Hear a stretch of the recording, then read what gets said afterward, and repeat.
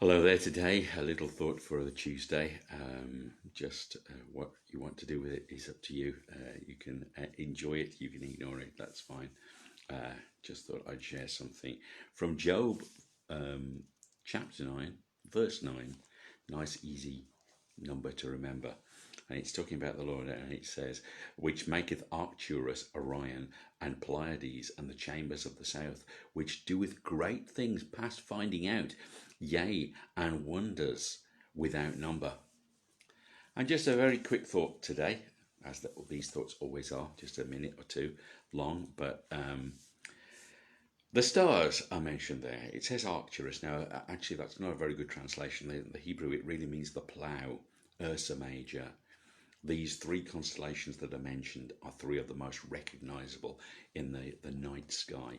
You've got the Plough, you've got Orion with the three stars of Orion's belt, and then you've got the Pleiades, which is the Seven Sisters, which is part of Taurus. And you see that big triangle of Taurus the bull and the little bright spot of seven stars together just over to the side. So they were navigation points. Interesting that, isn't it? That actually it was the way that sailors in ancient times would find their way through the world, through the sea at night, was to look at the stars. Um, but the point is, it says that actually God made them.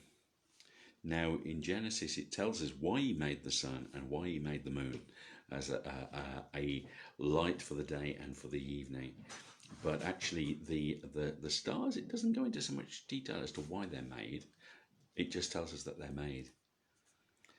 But man has looked to the stars throughout ages for different reasons. Some people believe in astrology, and they think that, oh well, the stars will foretell my future or my character, and it's all about what stars were in the heavens on the day that you were born. Now, some people say, well, that's very just superstitious. But the point is, why do people believe it? Well, it was written in the newspaper. All my stars were written in the newspaper. And, I believe it because it's in the newspaper. Somebody told me this, and it must be true. Now, some people might think, well, that's very gullible, just to believe something because it's written in a newspaper by an astrologer. But then think about this. Other people, well, I'm rational, I'm scientific. And I look at the stars and I believe that, well, the stars tell us that this universe must be billions of years old because the amount of time it would take light to travel light years of distance to get to the Earth. That means that the Earth must be billions upon millions. We can't even know how old the Earth is. And you say, well, that's a big, mind-blowing concept, too big for anybody to really understand. Well, why do you believe that? Well, a scientist told me.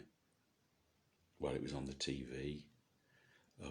Was it David Attenborough, Professor Brian Cox? They told me that it must be true. It was on the TV. Now, actually, you know what? The essence of both of them is the same. A man told me. Somebody told me. Somebody said this is the way. But this governs how I live my life. Because actually, if we are just random and we are just meaningless and the stars all just evolved, it's incredible to think that people actually would consider that every star, how long would it take each star to evolve?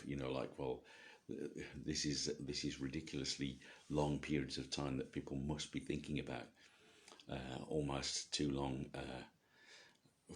for us to comprehend. But actually, God's word says no, God made them.